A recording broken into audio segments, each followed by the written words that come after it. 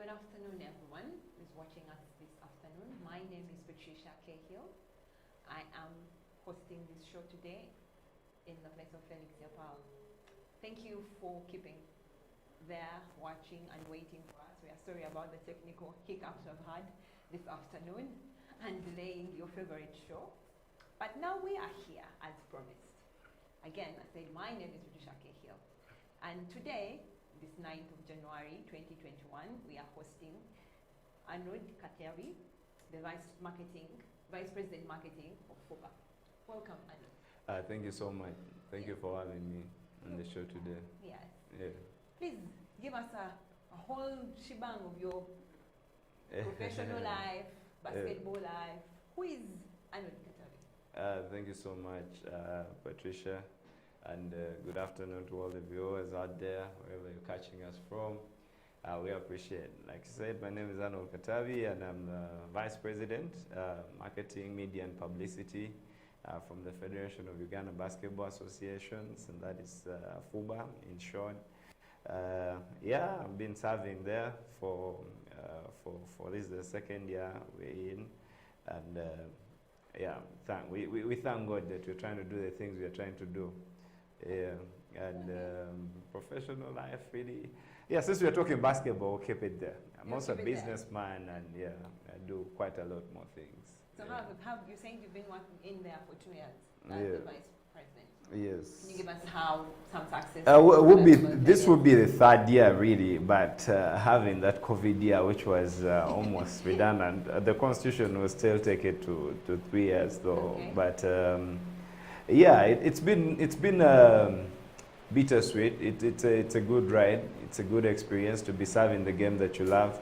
I've been in basketball for about 15 years. Okay. Yeah, I remember I started playing basketball when I was freshman. When I was in my vacation, I was going to say freshman at campus, but my senior 6 vacation. So I've been at it for almost 15 years. Played, coached, and yeah, did all the things that are supposed to be done in basketball, really. So you're no longer playing? I play. I still play actively. I believe I compete. I've tried to keep myself ready to compete. I still play. I coach basketball. I coach Miracle Basketball, and yeah, so it's been still actively involved in the game. Yeah, both administratively and of course on the floor. Okay. Yes. That's some insightful things. So, what does the Vice President Marketing have for us this year in regard to the whole FUBA, the league that is starting is it in February? In Feb, yes. Yes. We've been doing a lot of work in my docket, but first of all, as FUBA in general, as a whole, XCOM, we've been really doing a lot of work. We've had a lot of help coming in from FIBA, and that is the international body, to try and strategize and make sure that the game of basketball is at its highest in our country. Our vision is really to be among the top basketball nations in Africa.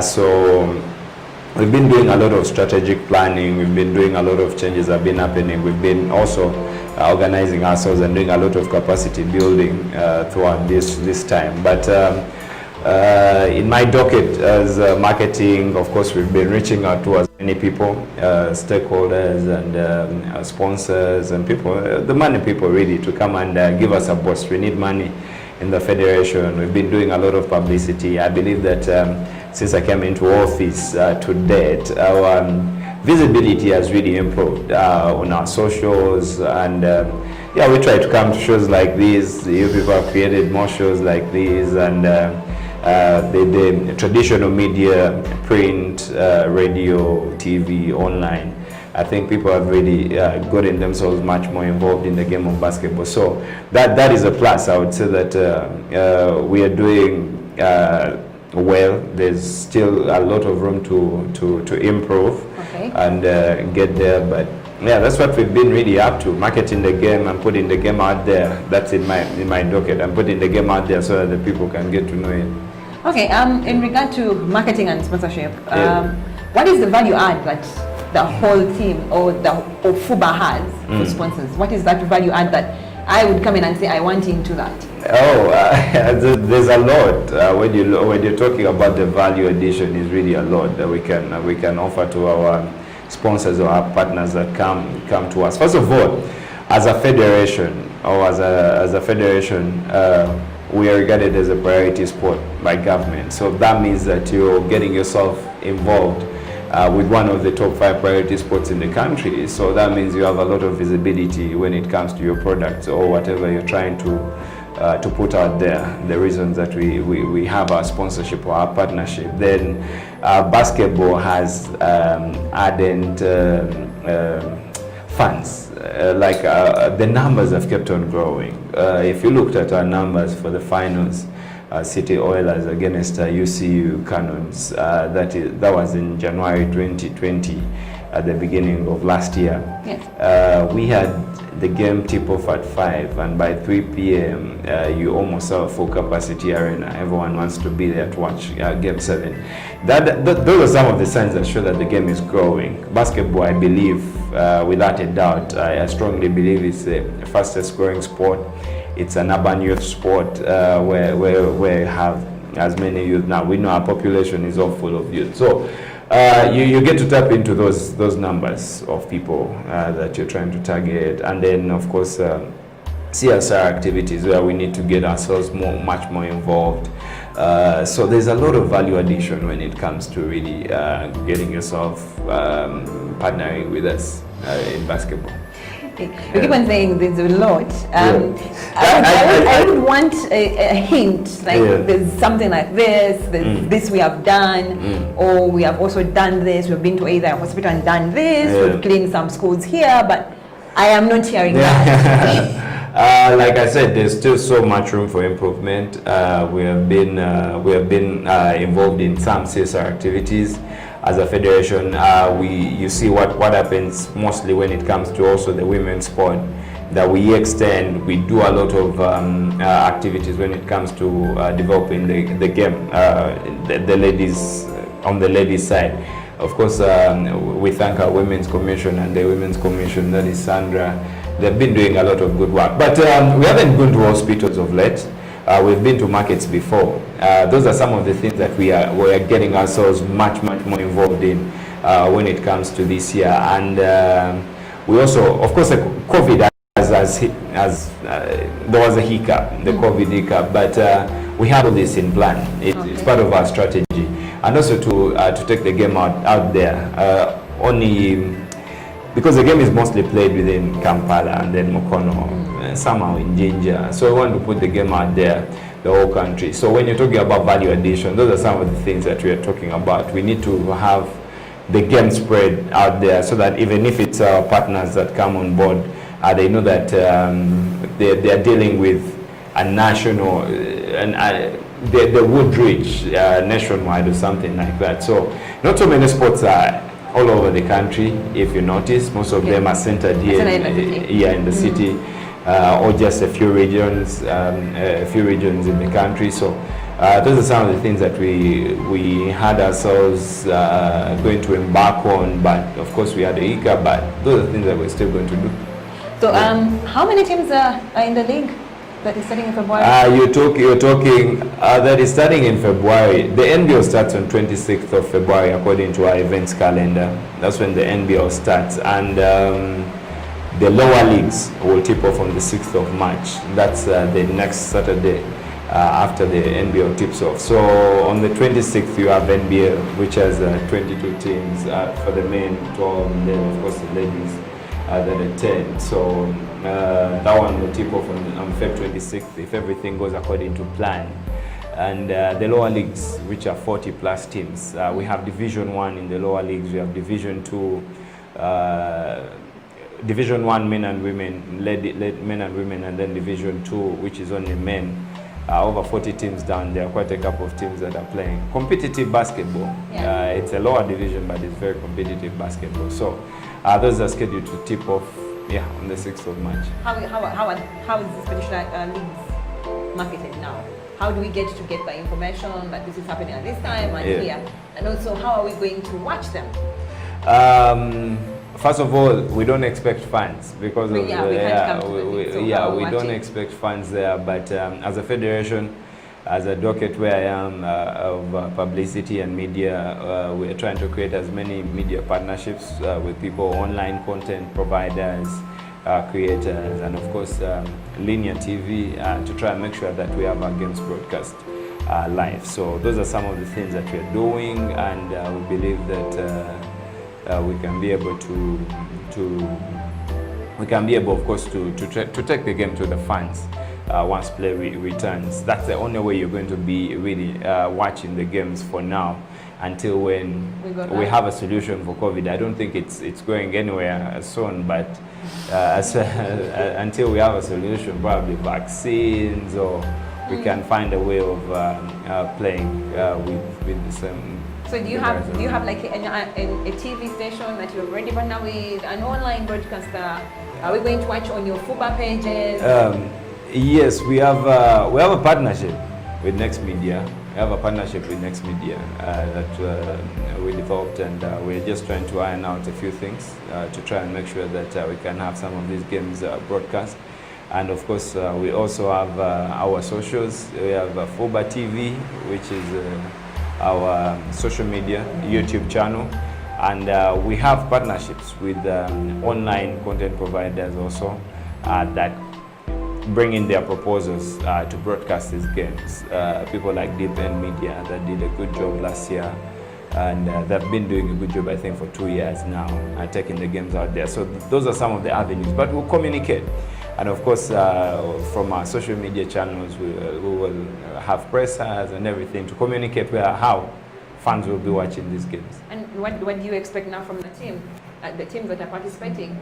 Marketing, them, PR for them. What should they be expecting from FUBA to provide? Like, is there anything that's supposed to get? The teams are part of FUBA, really. Yeah, the teams are FUBA. Okay. I'm going to say, what do they expect from Godfather, FUBA, who is now their Godfather, to we're taking for them? We'll take the games out there for them, like we've always done. I think, I think we've always done that. Like we advertise game days.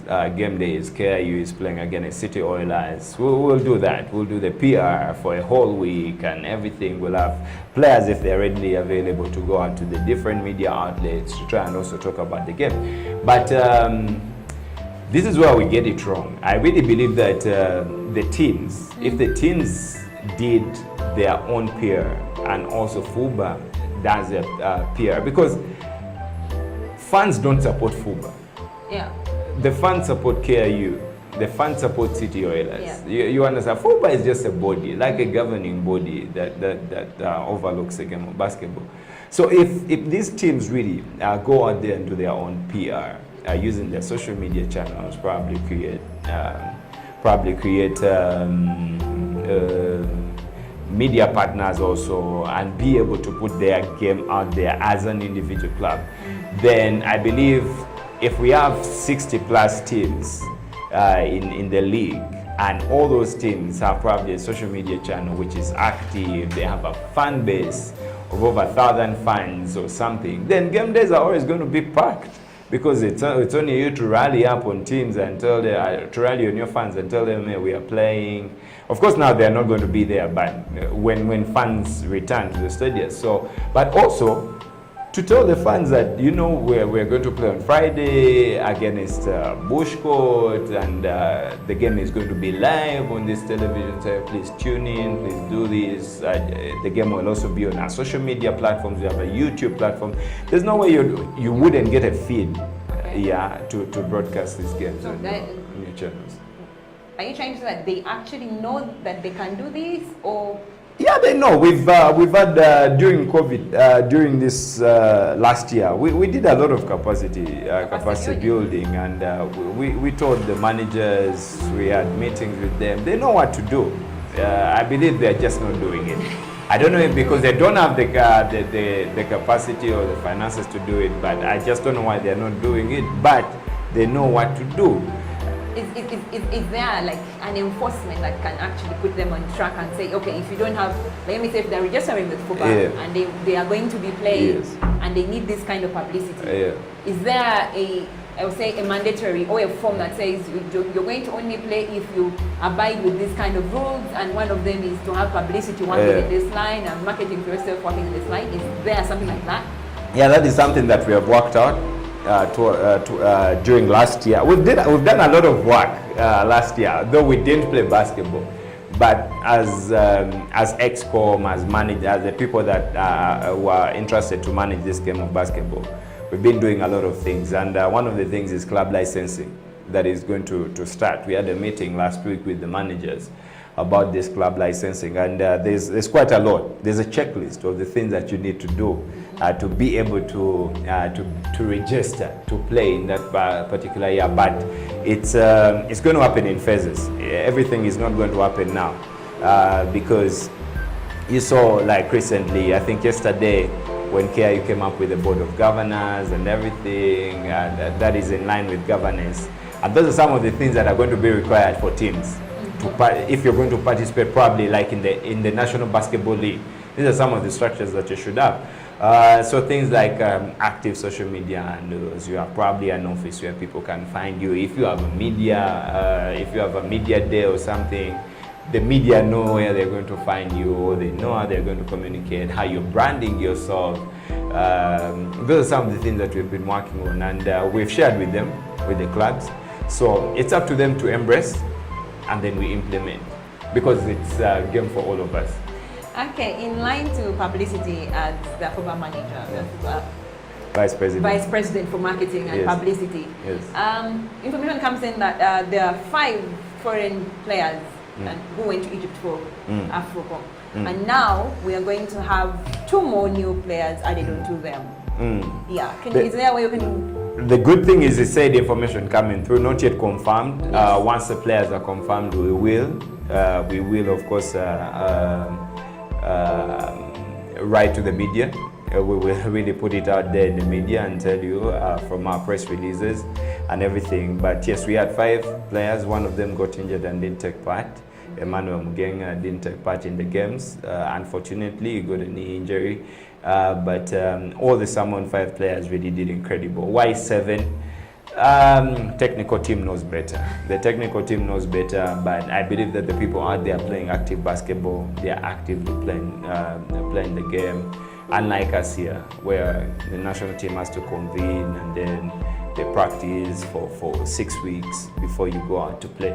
These guys are playing week in, week out for their different clubs. So if you've played sport before, you know that you need that informed person. And I think also the foreign players have added a lot of value to our team when they come in. You saw what happened in the last qualifying window. People like Ishmael Wainwright did incredibly well for us, and of course Robinson Opongo has been a regular. Dengeu, they're always really coming through with very, very good Eric Rahie. They're coming through very well. So why not include 2 more? And if that is the case, then we'll communicate. Yeah, we will communicate to the media and let you know that these are the players that have been included on the team, that will join the team, that will join the local best players in camp, wherever FIBA will designate to play the second qualifying window. There is chatter that the foreigners, it's looking more like they're not really the executive that is supposed to be choosing the players. Yes. It's not looking in the 63 teams that are playing here around. Like they're not given a chance to actually look through these particular ones, but more to the foreigners. I think that is propaganda. Because when you look at the team that represented Uganda in the last qualifying window, it had 7 local best players and it had 5 foreign best players. So I think when you say that they are not considering them, then that's not right, because there were more local best players that represented the country than the foreign best players. So I think it's technical. There's no harm intended. It's for the good of the game, and it's for the good of basketball as a country, as Uganda, to be able to compete at the highest level. So if we have people out there that of Ugandan descent that are willing to come and contribute to their country, Really, right now you have an NBA prospect. We have an NBA prospect in the US. Okay. So why wouldn't you call upon such a player to come? And they're willing to contribute to their motherland, really. I believe they bring something extra. I really believe they bring something extra than that the local-based players probably might not bring onto this. And how do we level up? How do the local players level up to that same level? How do they get the same limelight? Yeah, as FUBA, I'll tell you, our president, Nasser Serenjo, when we were coming into this term of office, one of the things that we mentioned was growing participation, and it's also one of our objectives in our strategic plan, growing participation of the game, and of course grassroots, also grassroots development of basketball. So that means that we have to start from down. If we develop players from down, and have a clear player pathway for them. We know that exactly when a player comes from primary school, this is their level, this is their skill level. They go into this particular secondary school to be mentored into this particular level, probably going to a university, a basketball university. Like we have a clear pathway from when they start to when they can get to the highest level, and that is playing for the national team. Because that is the highest level of, that is where we determine the highest level of basketball, the national team. So if we have that clear pathway, which we have worked on clearly, and those are some of the things that we can do. And also grow participation, introduce the game more to the people out there. Let us have as many people playing basketball. Because I could tell you, as a boy growing up, most of us kicked a football. And right now, football is said to be the biggest sport in the country. Yes. They get the biggest share from the government, they do. So I believe that if we have every boy touch a basketball growing up, and every boy or girl, because this is a unisex sport, every boy or girl touches a basketball when they're growing up, we will increase participation. We've introduced so many other forms of playing the game, like the 3-on-3, which can be played at a smaller surface, one hoop, I would say lesser competition, because a 3-against-3 is played on half court. Yeah, so it's more engaging. Yeah. So with all those things, all those dots that we're trying to connect, we believe that we can be able to close the gap and have very, very good local-based players here that can be able to compete. Okay, participation for Chikali and preparations. Yeah. Don't you think we have a shortfall, because the team now went in after Christmas, and then we're supposed to be in February? Do you think they'll be ready? Yeah, we have ample time. They practice before Christmas. They practice before Christmas, really. I think 6 weeks. The tournament, the second window, is happening on the 26th of February. Yes. Yeah, so there's time for them to catch up. And no, 19th of February, 19th to 21st of February. Yes. There's quite some good time for the team to work out, to work their drills. They started early.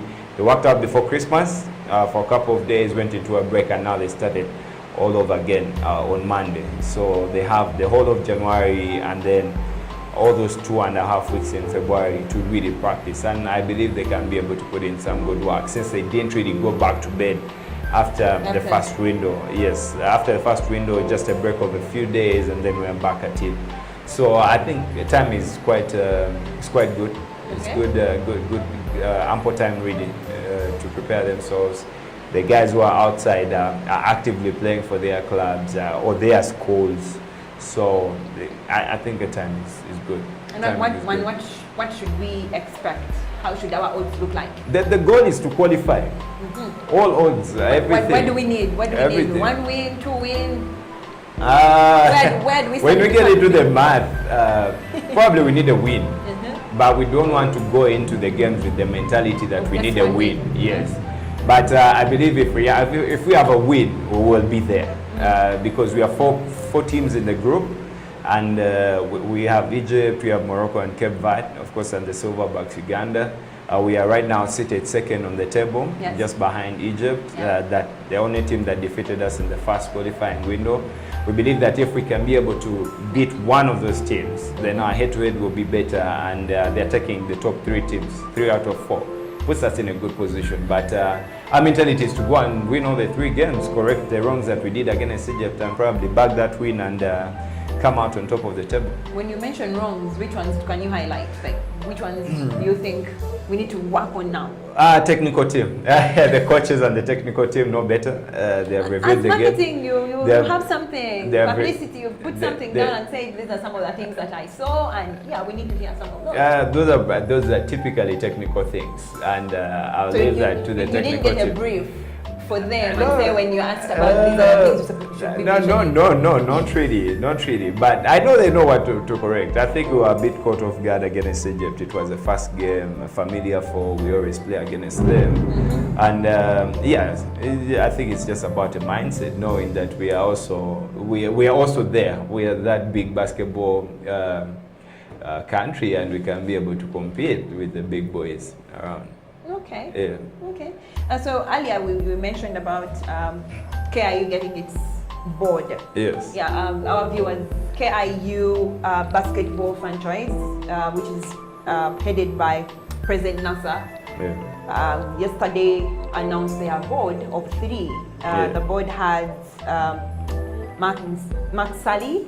He's the club president. He's the club chairperson. Then we have Alex Bidunji and Lam Masaba, who are members of the board. Yes. As marketing for FUBA, Vice President, marketing FUBA. Yes. What, from this highlight, how would you position it for other teams? What would be the message for other teams that they can pick from this particular development in the KIU camp? Pick a leaf. We all have Some to of us would want them to take the whole tree, but they can't. So which particular leaf should they take? Governance. Okay. I think I followed that. I followed that press briefing yesterday when they were unveiling this board, and some of the remarks that the president made. Club president also, who is the FUBA president, Nasser Serenjoji, said that we need to move away from the mentality of one-man team. Okay. See, you're the coach, you're the club president, you're the coach, you're the club manager. You understand? Like, we need to get into organization. Like, we need to be there. We cannot really have Arnold being the coach, the assistant coach, the team manager, the president. Like, I make all the decisions. So tomorrow, God forbid if I'm away, what is going to happen? The club is going to stall. Yes. Yeah, so I think it was a very, very good gesture, because President Nasser has been, this is what we've been preaching to clubs. Please let us get ourselves organized. Let us get our governance in order. Let us create roles for different people. Let us run sport as a business also to get to know. And these are very influential people that are on their board. But for me, all other clubs, if we did that in that organization, it's going to be very easy for us to manage the game of basketball. Do you know why? Because we are managing the small unit, and that is our club. Okay. And clubs are our biggest members. They are biggest members of the federation. So I believe that that was a huge step, and a huge step in the right direction. I don't know if there are clubs that are doing it. If they are there, they haven't announced it, and there will be not more than 5 in the country. Now you're talking over 60. Now you look at 5, and 5 might be a big number. It might be 3. So if we don't come to that, I believe it will be hard for us to also push and promote the game of basketball anywhere. But if President Nasser and KIU and all the clubs pick this leaf, get the governance, get the structures, you have a marketing manager, you have this, you have that, some of the things that we are asking the clubs to do for club license, you have a communication person, you have people like who are going to bring in the money, look out for the sponsors. If all those clubs did that, it's going to be very easy for us to also market and publicize the game of basketball, because all these clubs probably will attract partners. It will be easy for us to have an umbrella partner. it will be very easy for us to really follow up in the corporate world. People follow us up, and in other. So basically, you're saying that the game needs to become a real business.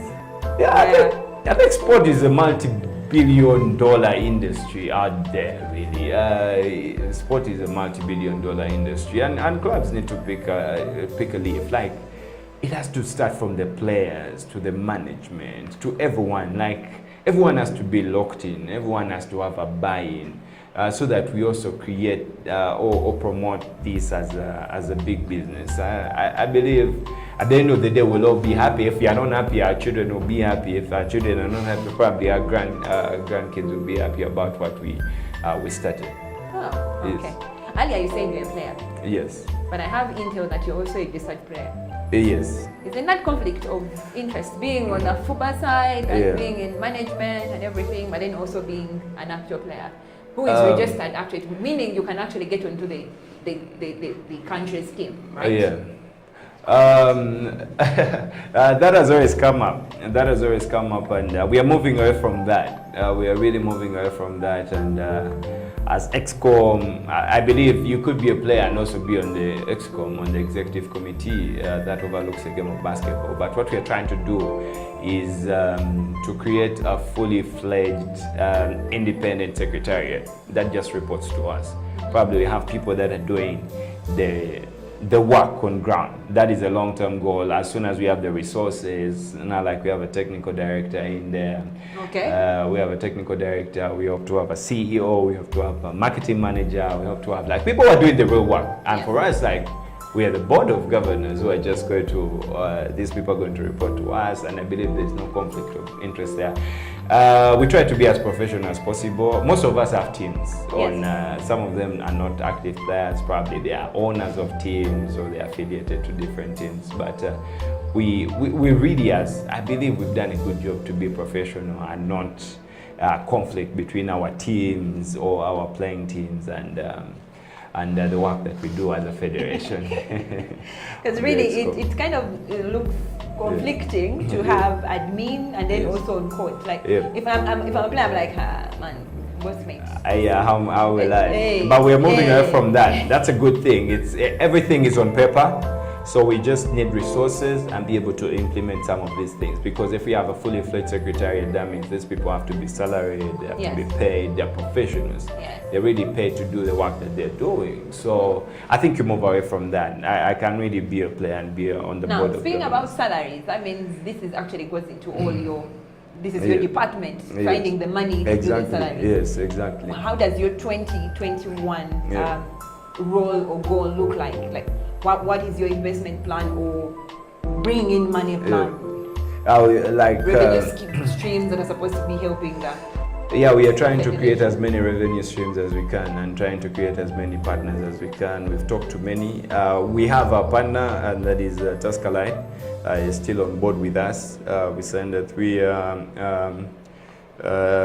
partnership with them, and it's still running until this year. So, but we have been talking to, we are soon going to unveil 2 of them who we had talked to before the 2020 season was cancelled. They were supposed to come on board in 2020. So we believe that in 2021, if everything stays as constant, we will be able to also unveil more partners with us. Oh, okay. Yeah, so probably they'll bring in some money. They'll bring in some money. Yeah, some good money, and we can have this secretariat fully working. Okay. To our viewers, thank you for keeping time with us and watching with us. Yeah, earlier we had a small hiccup. This is why we broadcasted late, but we've continued as promised. Earlier in the news update, we had KIU come up with their board, and this is KIU basketball franchise. They came up with a board of 3 men, not men. KIU Titans. So Why KIU do you have to? No, because there was no lady. The team, there are 2 teams. There's the KIU Titans and then the KIU Rangers. The Rangers are women, but they are not represented on the board. on the board. So men, and I'll put it again in I think the quotes. men, I don't speak for KIU. Franklin Kaweru was announced as the head of communications. Yeah. So probably you'll I have will him have here. to get him here. Yeah, but Yeah. I believe that the men that on that board represent both teams. I believe they have the interest of both of those teams. Yes, but still, as you can understand, we are in an agenda equality space. So the men that were on the team, Yeah. the new board members include Mark Sally. Yes. Then they include Alex Bilungi. Yeah. And then there's Laman Yes. Masao. These are the 3 men that have joined the KIU basketball franchise board. But then still I will emphasize there needs to be a lady on the board. I'm not going to answer. I'm not going to really answer that. I'm not asking you this question. I'm just saying you have to go back and pinch and say, no, we have Rangers. KIU has Rangers as Sir, Nasa Sir. We need you to identify a lady for your board. He can pick from the players. Retired players. Probably before the end of the show, I'll share with you his number. No, please. And then you'll be able to talk to him, Please. and he gives you the best answer for that. we need that. We Yes. need that balance to happen. Yes, Arnold, what would be my second last question would be, what would you want the public, Yes. as the fans of the game, Yes. to include or do for the game now that the league is starting in February? Yes? Yes. Right? And what do you want us to do? What I would really want the fans to do, for me, first of all, to get clubs you're affiliated with, like be a fan of something, be a fan How of. do we become fans, please? Exactly. Now that takes me back to the clubs. The clubs really need to create a fan base. You understand? Because you're not FUBA fans. They are no fans. I cannot say I'm a FUBA fan. I'm a Bushcourt fan, or I am a Arnold Katabi fan. You understand? And that's how it is. And when we are watching what we would call the epitome of basketball, NBA and everything, we do not support the NBA. No, we don't. We Okay, support that's the true. Lakers, Yes. you support the Cavaliers, or you support the Miami Heat or Yes. something. So I think it comes back to the clubs. The clubs need to create fan bases and have what I would call a solid or a loyal fan base. Like, I have 1,000 people. If I'm taking a game to Mbali, Yes. I know I'm going to have 500 of those people come to support me on an away game. You understand? I think once the clubs create a great fan base, then it's going to be easy for us to have our fans engaged in the game. They will be coming to, they will be communicating. And during these tough times, the fans have to stay locked in, hang in there, probably catch the games on online when the games finally start. But also, if the clubs have their fan base, keep them engaged. Because we're having a problem with teams engaging the fans. So the fans are sleeping, have gone to bed.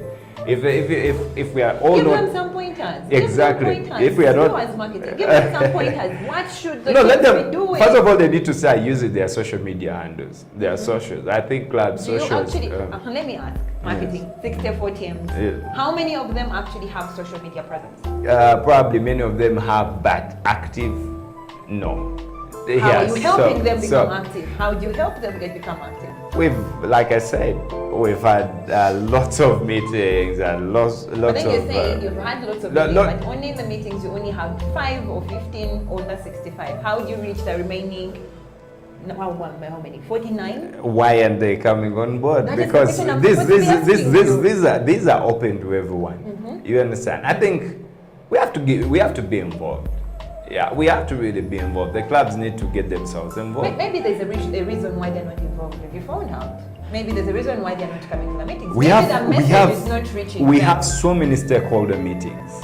Maybe the message Like is not reaching we them. have The so many, communication- and if there's something which is not, no communication is good. We have all sorts of avenues for communication. We communicate on social media, we communicate on personal emails, we communicate on WhatsApp. Like we try and make like one communication. We'll go through 5 avenues or 6, where all these people that are involved with these clubs are active. So I think it's just a matter of a mindset change. Okay. And owning that this is my sport this is not a football sport. Like, we are custodians of the game in the country, but this is our sport. Like, we are all stakeholders, and we need as much stakeholder involvement as much as possible. So I believe that the clubs need to open up, like really come out and be professional about it, take sport as a business, like we mentioned earlier, and do these things. I believe we can all create fan bases. Maybe the clubs also need you to hammer that in, like sound it more and more and more, like bring it on board and let them actually hear it every time. Yeah. And say, FUBA is just custodian. We just follow, we just help you, we just push you, we just give you a platform. We just... Like, you need to own it. Yes. Yeah, we do that all the time. We won't stop. We'll keep doing that as long as we're here in office. My inch is, if you're doing it, then why aren't they actually getting involved? We'll keep doing it until they get involved. That's what I can say. We'll keep doing it until they get involved. Probably people are not seeing the fruits of it coming through. But now, the likes of KIU, if they have come up with these governance things that they're doing, I believe once the clubs see what is in there for them, if they do the right things, they will jump on. I have a friend of mine who says human beings or kids or something. What the monkey sees is what it's going to do. Yeah, yes. Monkey see, monkey do. So probably when something is happening and results are being gotten from the particular club, many of them will fall suit. But right now they have to be engaging fans. Like, they have to be keeping fans on their toes. Fans should be knowing what's happening because the FUBA calendar is open. The FUBA calendar is ideally open. Okay. Yeah, very soon player signings and player transfers are going to open up. So if clubs are not really using the, let me say, social media platforms to really inform their fans, this is what is happening, we've acquired this one, we've let this one go, we are starting a practice here, probably they have a practice session and they have a Facebook Live of the practice session or something, the fans are going to be involved. And I think I like what these guys are doing, I think I like this player, because also fans attached to players. So someone's like, I think I like this player, wherever they go, I will move. I support LeBron James, so wherever he moves, I go. Cavaliers, I go. Lakers, I'm a Lakers fan. So I think there's a lot to be done from individual clubs. And as a federation, we won't stop doing our roles of really telling them what they're supposed to do and creating avenues and on how we can help them to really do this particular thing, creating capacity and everything. We won't stop to do that for the clubs, and it's up to the clubs to really professionalize themselves and and be able to do these things. Okay, on that same, what would also now come to be my last question. I love asking this question. So, Ugandan team, who are your best five? On the Uganda? Yeah. That would be... you just told us to keep following the bone where he goes. Now I'm sure you're also following some particular... That's a tough one. That's a tough one. That's a really, really tough one. And then I also want reason. Yeah, I think all players are good. For me, as long as players are selected for national duty. Imagine, we have over 300 players. Like active players. Yes. And I'm talking about people who are in clubs. Yes. I'm not even talking secondary school players or something. I believe by the time you're selected among the 12, you're among the finest. I'm asking you. So if you ask me... your personal five. No. In the 3,000 you're telling me about. Your personal five. That's a tough one. Please. That's a tough one. Sure. That's a very, very, very tough one. The idea here is I want to become a fan, and you see we are looking at Jimmy Enabu has been at it for a long time. Guy has 8 championships, so he's one of my very good friends, and I believe he's carried himself as a professional. Even him, vis-a-vis him playing at home in City Oilers, very talented. Very consistent, very disciplined player. No wonder he's the captain of this side. So I believe that he's one of the people that he's really been there, and he's one of my personal favorites. I won't give you 5, really. I won't give you 5. Ishmael Wainwright did well. It was his first time at the national team, but he did incredibly well when he came in. He plays in Strasbourg in France, and it's called the mailman. He really delivered on the night, so I think it was also a very good one. Dengel has a lot of passion when he's playing, and he's been at the national team setup for a while. Robinson Opong is dependable. Yes, he plays in Canada, Saskatchewan, Rattlers. He's also doing so well. And then other players, Benko Makechi has been at it for a while. He's also a personal friend of mine. Benko Makechi is a personal friend of mine. He's been at it for a while. Very disciplined. He came out clutch in the first transfer window. Qualification window of AfroBasket. So he did incredibly well. Joseph Ikong is my classmate. I was at campus with him, doing incredibly well. I believe I really know that everyone on that team is my favorite. So it'll be Tony Drileba, young and versatile. Yeah, Tony Drileba is very young and versatile. He is doing incredible things also for the national team. The newcomers on the team, like Titus Odeke, doing well also. Young man coming into that setup. You believe that the future is bright for Ugandan basketball. Caesar, I played with Caesar. He has just been called up. I hope he makes the team. I don't know if he will or not. It's up to the technical team, but it's a good call up for him. So for the national team, really, everyone is my favorite. For real. I think I really want to commend the technical team. Okay. They sit down and they select the best players to really represent us, and they do a great job. You've actually given me 9. I asked for 5. Yeah. You gave me 9 and in detail. Yeah. So if he has not mentioned you, you were not on his. No, all of them. All of them. All the guys really are doing well. All of them are doing incredibly. The national team, I think I like everyone. Stanley Mugera came in and he did well from Warriors. So I didn't play much, but he's a solid guy and he's still young. And for me, why I credit the technical team is that if you have these guys getting that experience right now, in future, even if they are not at it right now, in future you have a solid team which is experienced. So those are some of the guys. Yeah. Okay, thank you, Arnold, for coming in today. You're welcome. Thank you for your time. You're Thank welcome. you. Viewers, thank you for watching us today. This was Slam Dunk Basketball with me, Patricia Cahill, sitting in for Felix Epal. See you next week, same time, 2 p.m. to 3 p.m. Have a lovely weekend. Bye-bye.